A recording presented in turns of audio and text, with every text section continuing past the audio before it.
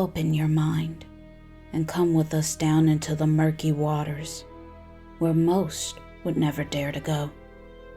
Down into the cold, dark abyss. It's time for us to explore as we shine a light on the true horror folklore of Grimm fairy tales. We will expose the true dark, disturbing children tales and their twisted morals. Today's true dark story is Rapunzel.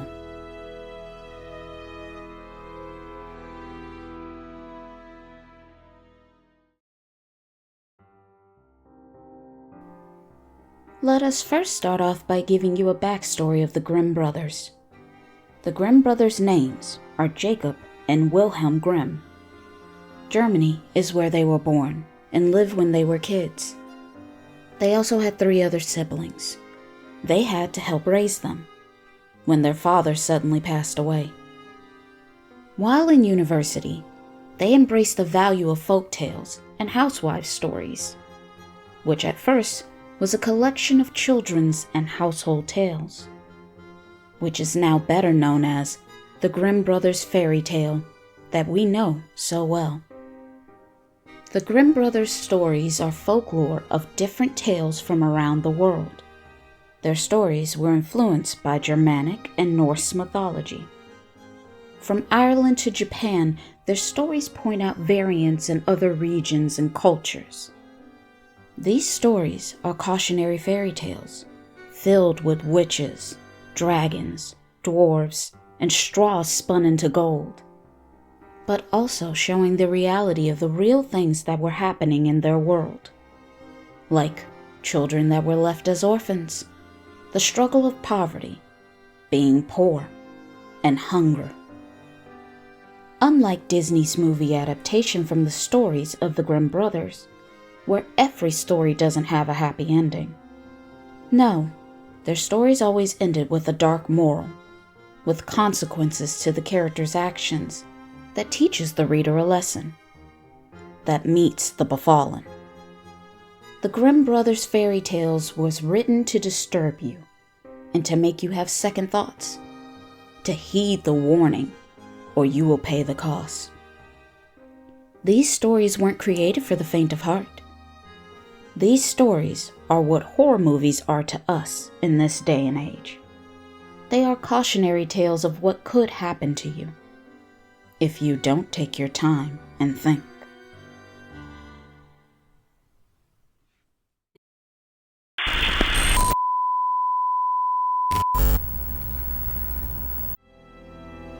This is just a friendly reminder to please like and comment to let us know how we are doing so far. We would love to hear from you all. And if you're new, please subscribe and become a part of the PHS crew. And we thank you.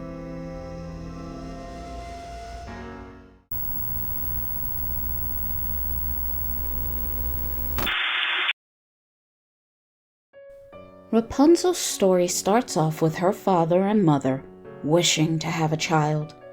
They would pray every day that God would fulfill their wish. Her parents lived in a small, charming house with a little window that overlooked a beautiful garden filled with flowers and herbs. But the garden wasn't theirs. It belonged to a dreaded and powerful witch by the name of Dame Gothel. And in between them was a high wall to protect her garden. One day, Rapunzel's mother looked down in the garden and saw a planted, beautiful rampion. The plant looked so fresh and green that she longed to have it. She had a great desire to eat it, but she knew that she couldn't have them, which made her miserable and depressed. Rapunzel's father noticed his wife seemed upset, and he asked her if she was okay. She told him no, that she wanted the rampion behind their house to eat in the garden next door. And if she couldn't have them, then she would die. This she knew for sure. Of course, her husband didn't want his wife to die, so he decided to climb the wall and sneak into the garden to retrieve the rampion. In the still of the night, her husband crossed over the wall and stole a handful of the rampion and brought it home to his wife. And she made a salad out of it, which temporarily put her craving at ease. But the next day, she wanted even more. She was no longer appeased. So her husband later in the evening went back over the wall to the witch's garden. But this time, standing there, he came face to face with the witch. Damn Gothel told him, "How dare you sneak into her garden in the middle of the night and steal her rampion like a thief?" She told him, "You will suffer from stealing from me." The husband told the witch that he only came to her garden for the rampion for his wife, because without them, she would surely die. Dan Gothel then told the husband he could take as much of the rampion as he wished, if he is willing to make a deal. He and his wife will have to give the witch their first child. The husband was so afraid, he immediately agreed. He told her, "Okay." And on that day when his wife gave birth to their firstborn, a baby girl, Dame Gothel appeared and took the baby, and the witch gave her the name Rapunzel.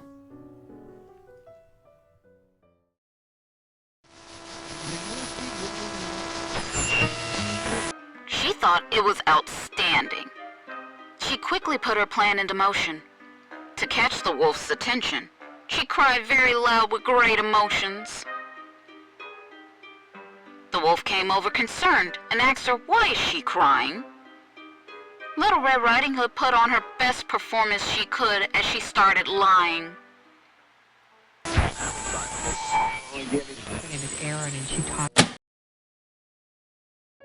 Rapunzel grew up to be a beautiful young girl with beautiful long blonde hair.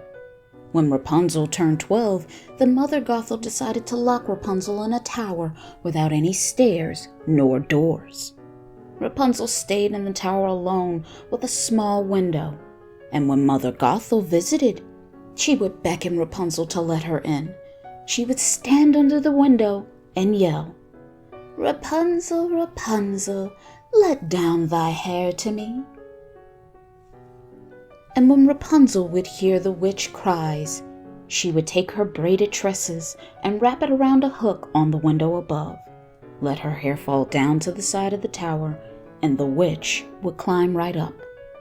After a couple of years, one day a prince rode through the forest, and he heard Rapunzel singing in her tower. The prince wanted to see who the girl was, because her singing captured his heart. But when he went to look for a way inside, he couldn't find a door and no stairs to climb. Defeated, he left and went home, but he couldn't forget the singing that deeply touched his heart. So every day, he would go back to the tower and listen to her song. Till one day, he saw Mother Gothel, and she yelled out to Rapunzel, "Rapunzel, Rapunzel, let down thy hair." And Rapunzel granted Mother Gothel's request. So now the prince knew what he had to do. The next day, the prince in the evening stood under Rapunzel's window, and he yelled, "Rapunzel, Rapunzel, let down thy hair." And Rapunzel did what he said. The prince climbed Rapunzel's braided golden hair. But to Rapunzel's shock, it wasn't the witch standing there. It was a strange young man. Rapunzel was afraid, but the prince quickly placed her at ease. He spoke to her kindly and gently. He told her she stole his heart with her song, and that he needed to see her face to face. He told her he wanted to marry her and to make her his wife. Rapunzel thought he was handsome, and he seemed nice. And in this tower, she would no longer have to stay. So she said, yes.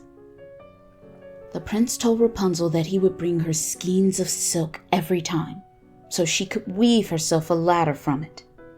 Eventually, she could use it to escape. The prince would visit her in the evenings, since Dame Gothel visited her in the day. But unfortunately, Rapunzel slipped and told Dame Gothel that the prince was coming to see her every evening. When Dame Gothel heard this, she became really upset. She thought she had shielded Rapunzel away from the world, but now she knows this isn't the case. And she now sees Rapunzel as a wicked little girl. And in a rage, Mother Gothel with one hand grabbed Rapunzel by her long golden braided hair, and in her other hand was a pair of scissors. In a flash, she cut Rapunzel's long beautiful hair.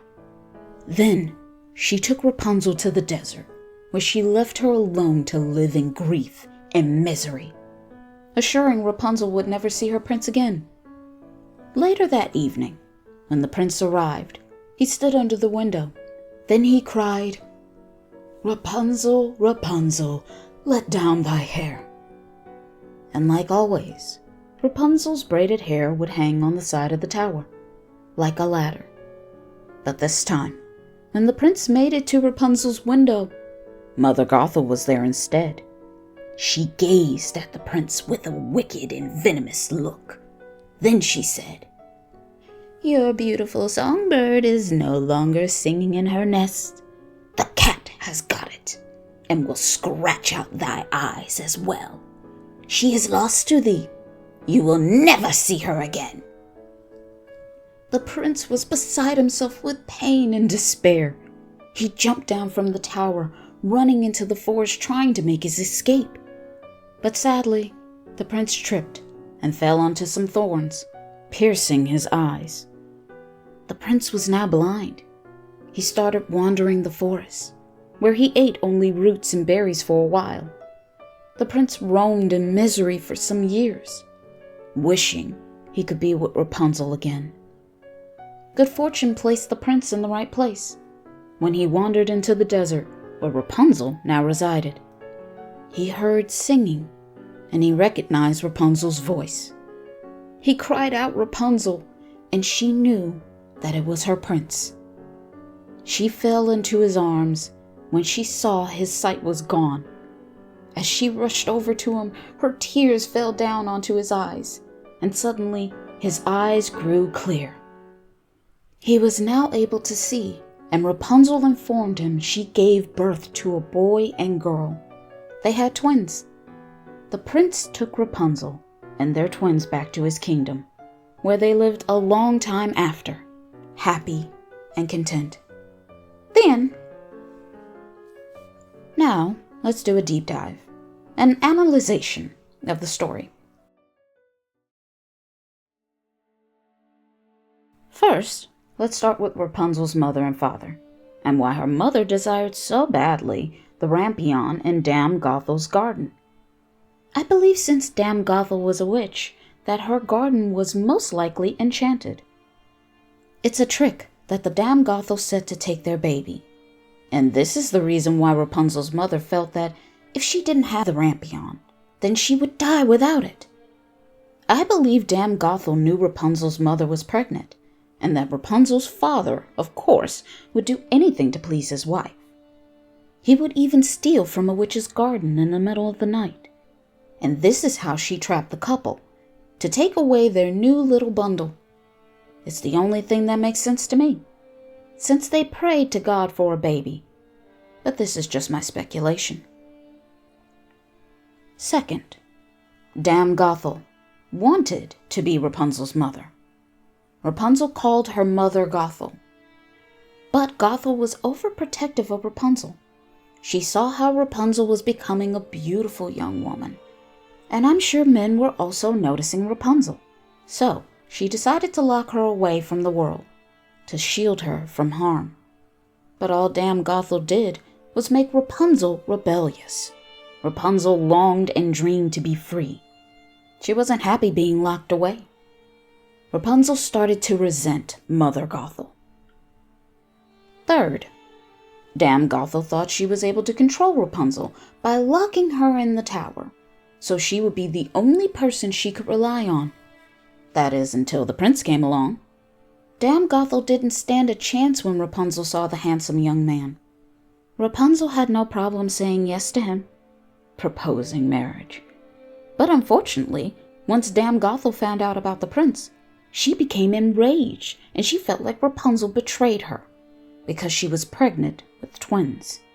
In Dame Gothel's eyes, Rapunzel was a wicked little girl because she let the prince climb up her hair and stay in her room at night. And this is what led Dame Gothel to cut off Rapunzel's hair and abandon Rapunzel in the desert. She thought it would teach her a hard lesson to show Rapunzel by setting her free into the real world without Dame Gothel's protection. Then she takes out her revenge on the young prince that she felt turned Rapunzel against her. She wanted to break his heart so that the young lovers would both suffer.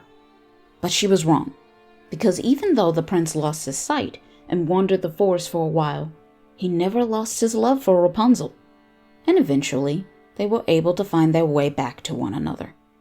I guess you can say true love always finds a way. For me, the moral of the story is, you can't lock away your children from what you perceive as the evils of the world. You have to give them their independence and freedom so they can grow and learn. Because in the end, being overprotective does nothing. It doesn't work. It just causes problems. It's more of a hassle than what it's worth. Now, tell us what you think is the moral of this story. Let us know in the comments below. If you enjoyed this story, please like, comment, and share. And if you're new, then please subscribe and become a part of the PHS crew. We will see you in our next video. Till next time.